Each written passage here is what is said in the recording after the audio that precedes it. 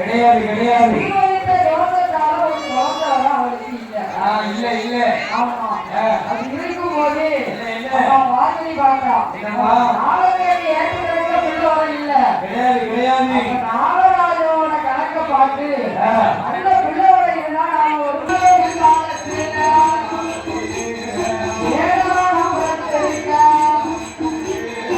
ஏழாம்